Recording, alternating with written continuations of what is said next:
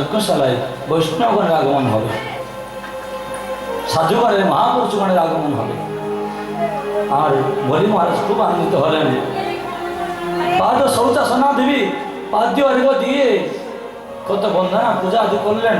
তারপর বললেন বলির দ্বারে যারা আসে তারা খালি হাতে কখনো ফিরে যায় না। যজ্ঞ মানে দান, যজ্ঞ মানে দক্ষিণা। দান দক্ষিণা নাই, অন্নছত্র নাই, প্রসাদ সেবা নাই, ভজন কীর্তন নাই, ওইরকম যজ্ঞ করে লাভ কি আছে? কাঠে আগুন ধরিয়ে দিয়ে ঘিয়ে দেওয়াটাকে যজ্ঞ বলা হয় না। ওইটা যদি যজ্ঞ হতো তাহলে উনানে প্রতিদিন কত কাঠ চলছে, সেটাকে যজ্ঞ বলা হতো না কেন? এখানে ছোট ছোট কাঠ কত ঘি দেওয়া হচ্ছে, তারপরেও আগুন লেগে যায়। কোনো ঘি নাই, মোটা মোটা কাঁচা কাঠ হু করে চলে যাচ্ছে। তাহলে কোন যজ্ঞটা বড় হলো? ওই যজ্ঞটা বড় নাই ছোট ছোট কাঠে ঘি দিয়া আগুন জ্বালানোটা বড় যজ্ঞ? যজ্ঞ মানে কেবল আগুন ধরানো না, ভগবানের পুজো হবে, ভগবানের কীর্তন হবে, বৈষ্ণবগণের আগমন হবে, নৃত্য গীত হবে, ভজন কীর্তন হবে, প্রসাদ সেবা হবে, দান দক্ষিণা দেওয়া হবে। এই সবটাই মিলেই যজ্ঞ। যদি যজ্ঞতে এইসব অঙ্গগুলো না থাকে তাহলে অঙ্গহীন যজ্ঞ কোনো লাভ নাই। বলি মহারাজ খুব সন্তুষ্ট হয়ে বললেন আপনি আমার কাছে চেয়ে নিন। আর ব্রাহ্মণ দেবতা বললেন কি আর চাইব? মানুষের মনের এত লোভ, আজকে দুটো জিনিস চাইলে কালকে আর দুটো চাইতে ইচ্ছা করবে। আমরা ত্যাগী ব্রাহ্মণ, বটক ব্রাহ্মণ, আমরা সন্ন্যাসী, কি বা দান নেব? না আপনি এই শশাগরা পৃথিবী বিবাহ করার জন্য কন্যা, রাজত্ব পদ, ইন্দ্রপদ, স্বর্গ যা চাইবেন সব দিয়ে দেব। বলেন কিচ্ছু চাই না।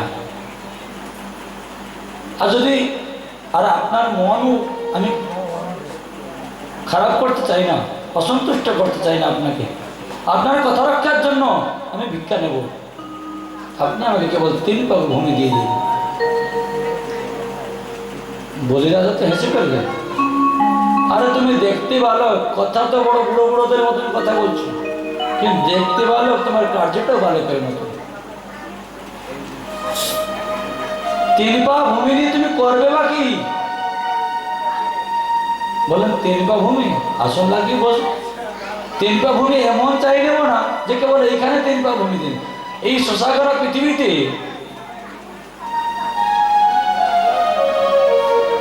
3 পা ভূমির অর্থ যদি কেউ ঠিক মতন বুঝে নেয় না, একটা তাত্ত্বিক অর্থ আছে, একটা সাধারণ অর্থ আছে। প্রত্যেক শব্দের একটা তাত্ত্বিক অর্থ থাকে, আর একটা শাব্দিক অর্থ থাকে, একটা সাধারণ মানুষের তৈরি করা অর্থ থাকে।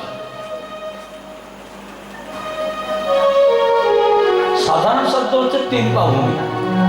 মেপে নিলাম 1 2 3, 3 পা।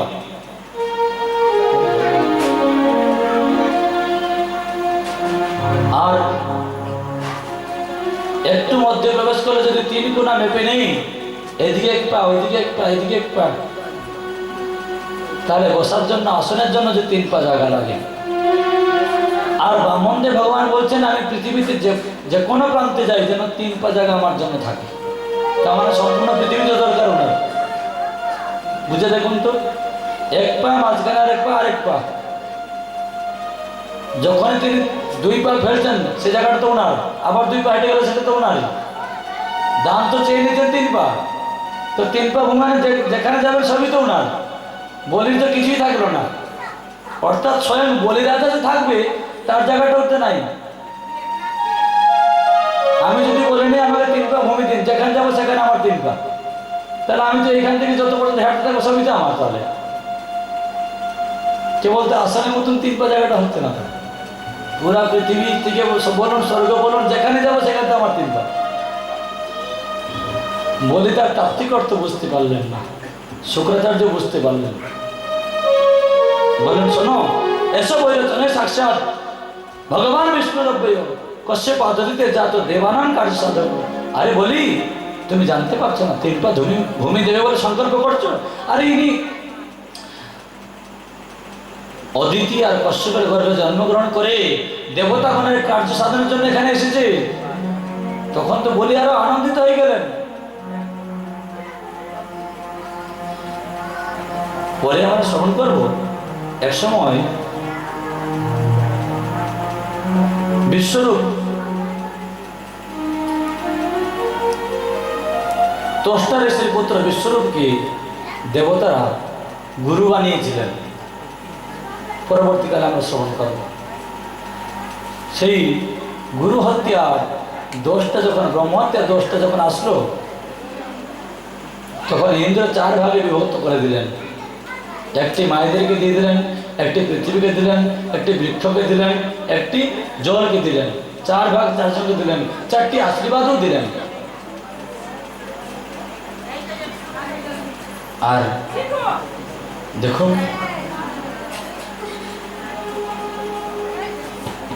দ্বিতীয়বার যখন ইন্দ্র বৃত্রাসুর নামক অসুরকে বধ করলেন, হরে কৃষ্ণ, পরিবেশ নষ্ট করবেন না। আমি প্রতিদিন বলেছি পরিবেশ নষ্ট করবেন না, এদিকে সতেজ থাকবেন। পরিবেশ নষ্ট করলে বড় অসুবিধা।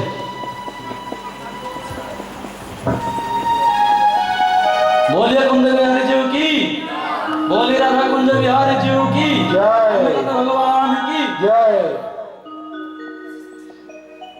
5 मिनट हरिनाम संकीर्तन, तापर कथा। अन्य मानस बोले हरिनाम करते हैं। हरे कृष्ण कृष्ण कृष्ण हरे हरे, हरे राम राम राम हरे हरे, हरे कृष्ण कृष्ण कृष्ण हरे हरे, हरे राम राम हरे हरे। हाथ ताली दिले कोन किसी करबेन ना, जोरे जोरे हाथ ताली।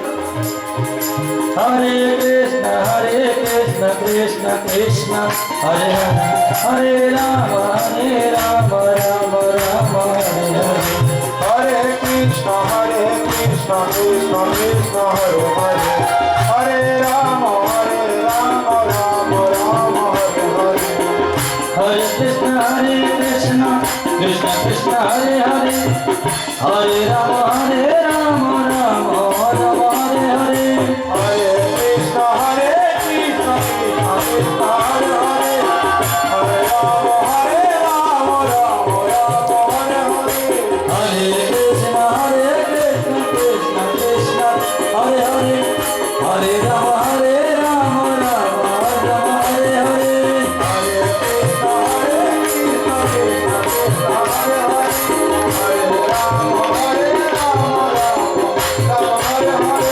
हरे कृष्ण कृष्ण कृष्ण हरे हरे, हरे राम राम राम हरे हरे, हरे कृष्ण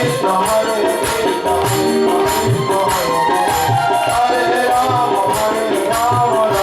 राम हरे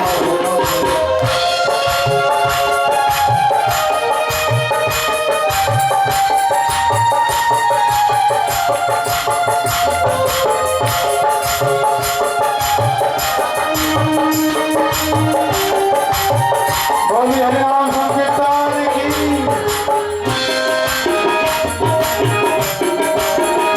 अगले हाथ ताली।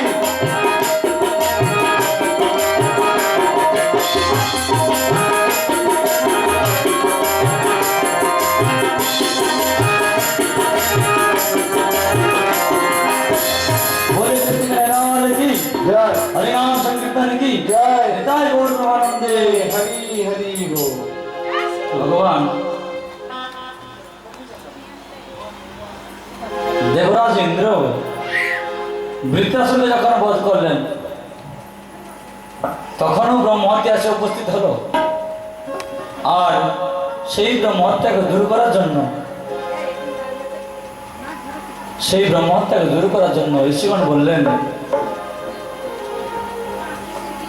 যে আপনি অশ্বমেধ যজ্ঞ করুন। অশ্বমেধ যজ্ঞ দ্বারা ভগবান নারায়ণ সন্তুষ্ট হয়ে যান।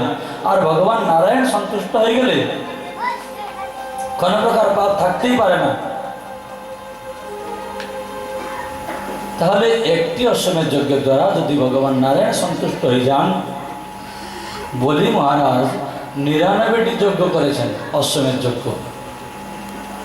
১০০বার যজ্ঞ করছেন, সেটাও পূর্ণ হতে এসেছে। তাহলে তার প্রতি ভগবান কতটা সন্তুষ্ট না হয়ে থাকবেন চিন্তা করে দেখুন দেখি। সে যে কেবল অসুর দেবতাগণের কার্য সাধনের জন্য এসেছেন, না বলি রাজার যজ্ঞের প্রভাবে ভগবান আসতে বাধ্য হয়েছেন? এখানে মাতা অদিতির তপস্যা শ্রেষ্ঠ, না বলি রাজার অশ্বমেধ যজ্ঞ শ্রেষ্ঠ? সে অসুর হয়ে দেবতাদেরকে বিনাশ করতে চাইছিল, না যজ্ঞ করে ভগবানকে সন্তুষ্ট করতে চাইছিল? আরে তিনি প্রহ্লাদের নাতি, তিনি ভগবানের বিরুদ্ধে আচরণ করবেন কি করে?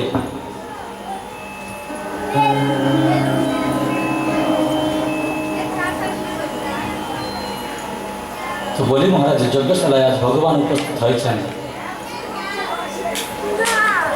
বলি মহারাজ বলছেন ওই ভগবানকে পাওয়ার জন্য যারা একটি যজ্ঞ করে তারা ভগবানকে প্রাপ্তি হয়ে যায়। আমি ৯৯বার যজ্ঞ করেছি সেই ভগবানের প্রতীক্ষায়। আজ ভগবান এসেছেন, আর ভগবানকে আমি সমস্ত কিছু আমার সম্পত্তি উজাড় করে দিতে চাইছি, আর আপনি আমার গুরুদেব হয়ে আমি পড়ে যাবে, পিছন দিকে পড়ে যাবে। ধরে নেন,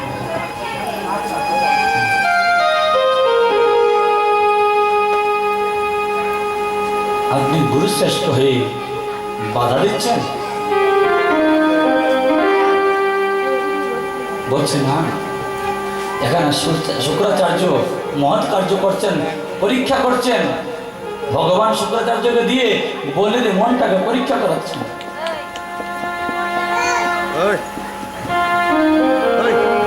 আজ ভগবান খুব বলির উপরে সন্তুষ্ট, আর বলিও ভগবানকে দেওয়ার জন্যই ব্যাকুল।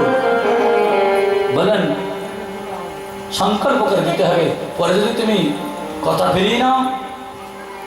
তাই সংকল্প করে নিলেন। আর দেখতে দেখতে ভগবান প্রথম পগ ভূমি দেখে নিলেন। প্রথম পগেই তো সমস্ত পৃথ্বীলোক ভুব স্বর্গ মহাজন তপসত্য। দ্বিতীয় পায় অতল শীতল সুতল ক্রান্তল মহাতল সতল পাতাল। আরেকটি পা ভূমি। যখন চাইতে গেলেন বললেন প্রভু তোমার পাও নাই আর আমার সম্পত্তিও নাই। বলি মহারাজের পত্নী এত ধর্মপরায়ণা ছিলেন, বলেন তুমি কথা দিয়ে কথা ফিরিয়ে নিচ্ছ। ভগবানের পা থাকুক চাই না থাকুক আপনার সম্পত্তি আছে।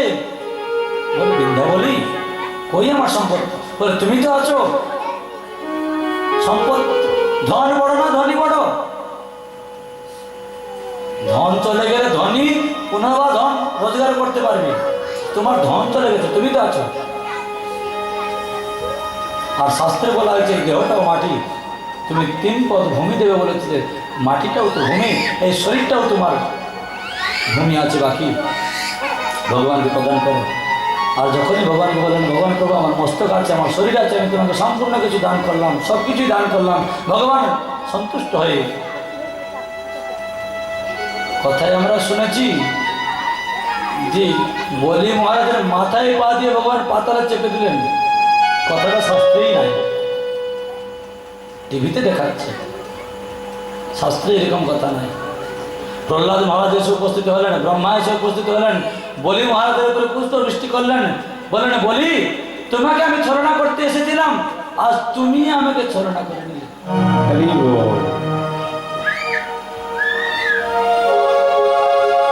আমি বলিকে ছলনা করিনি, বলি আমাকে ছলনা করেছে। নিজের ভক্তির জন্য আমাকে আজকে বেঁধে বলেছে বলি তুমি বর প্রার্থনা করো। বলেন প্রভু আপনি আমাকে যেখানে স্থান দেবেন আমি সেখানে থাকবো, কিন্তু দিন রাত 24 ঘন্টা যেন আপনার দর্শন পাই। বলেন ভগবান বলেন ঠিক আছে, এইবারে মাতা অদিতির কথায় আমি স্বর্গ সম্পদ ইন্দ্রকে ফিরিয়ে দিচ্ছি। ততদিন যাবো তুমি অতল লোকে থাকো, তোমার সমস্ত অসুরগণকে নিয়ে তুমি অতল লোকে অবস্থান করো। সেই অতল লোক দেবতারা পর্যন্ত তপস্যা করে অতল লোকে যাওয়ার জন্য, ছোটখাটো লোক দিচ্ছি না। আর পরবর্তী যখন মন্বন্তর আসবে তখন তুমি ইন্দ্র হবে। আর প্রতিদিন বলি মহারাজ অতুল্যকে থেকে ভগবানের সেবা পূজা করতে লাগলেন। আর ভগবান কি বললেন, ভগবান আপনি কখনই যাবেন না, কেননা আপনাকে আমি দিনরাত এখানে সেবা করব। मेरे घर आना सबरिया तोहे जाने ना दूंगी, मेरे घर आना सबरिया तोहे जाने ना दूंगी, मेरे घर आना सबरिया तोहे जाने ना दूंगी, जाने ना दूंगी, जाने ना दूंगी तोहे जाने ना दूंगी, मेरे घर आना सबरिया तोहे जाने ना दूंगी।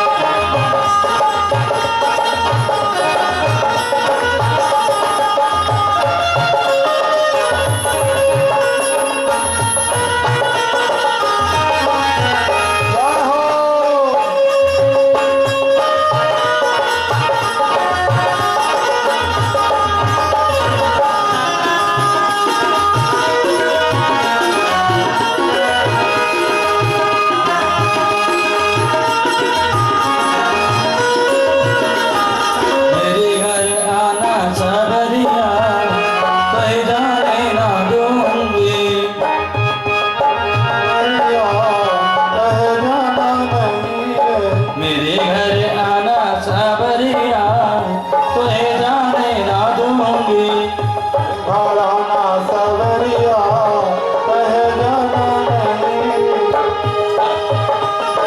मेरे घर आना सबरिया तोहे जाने ना दूंगी,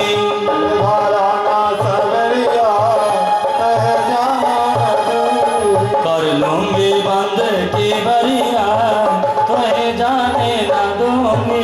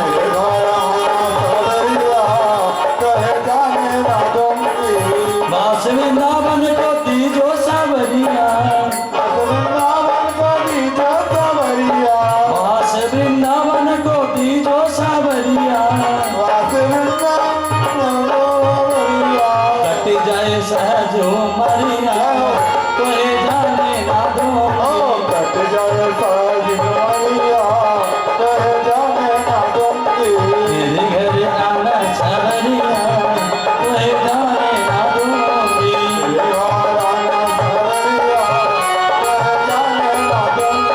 कर लूंगी बंद केवरिया, तोहे जाने ना दूंगी, मेरे घर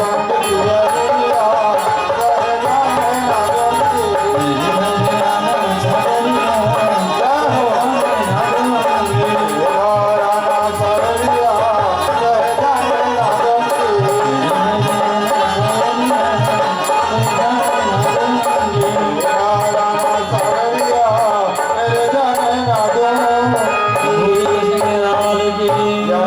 बामनदेव भगवान की जय बोल ब्रह्मानंदे हरि हरि जय जय श्री राम। বামনদেব ভগবান বলিকে ছলনা করতেছিলেন, আর বলি ছলনা করে অতম লোকে সুতল লোকে বামনদেব ভগবানকে বন্ধন করে রেখে দিলেন। যদি দিন রাত 24 ঘন্টা সে বলে ভগবানকে আমি দেখবো, তাকে সেবা করবো, তাহলে ভগবান যাবেন কোথায়? তার কাছেই থাকবে না। এখন কি হলো, বহুদিন দেখলেন যে বৈকুণ্ঠ লোক খালি হয়ে গেছে। বৈকুণ্ঠ লোক খালি হয়ে যাওয়াতেই অসুরগণের আক্রমণ, দেবতাগণের কত অসুবিধা, শেষে দেবতাগণের প্রার্থনায় লক্ষ্মী দেবী গিয়ে দেখলেন যে ব্রহ্মা বললেন কিছু একটা সম্বন্ধ বানাতে হবে, বিনা সম্বন্ধে ভগবান আর আসতে পারছে না। বলি তো খুব দাতা, তার কাছ থেকে দান চেয়ে নিতে হবে।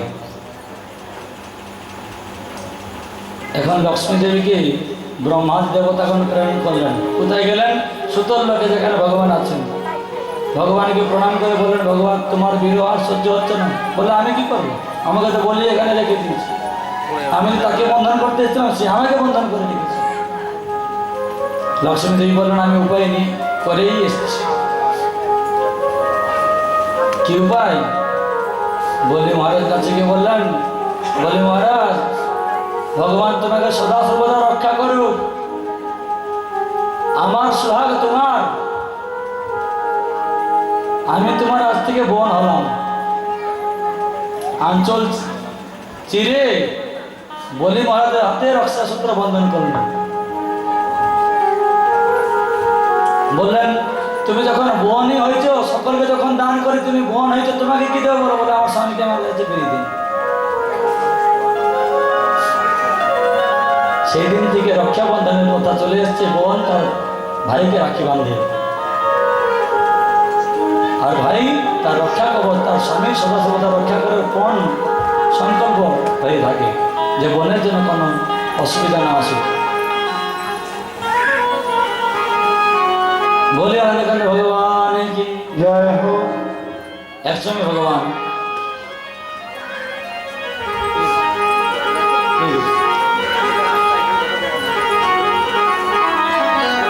একসময় ভগবান প্রলয়কালে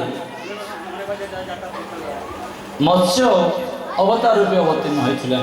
সে কথা আমরা শুনেছি আগে, যে ভগবান মৎস্যরূপ ধারণ করেছিলেন।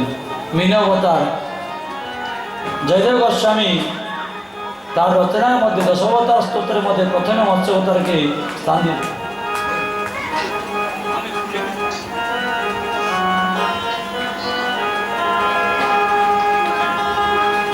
অর্থাৎ ভগবানের কাছে আত্মনিবেদন হলেই এই মৎস্য অবতারে সত্যব্রত নামক মুনি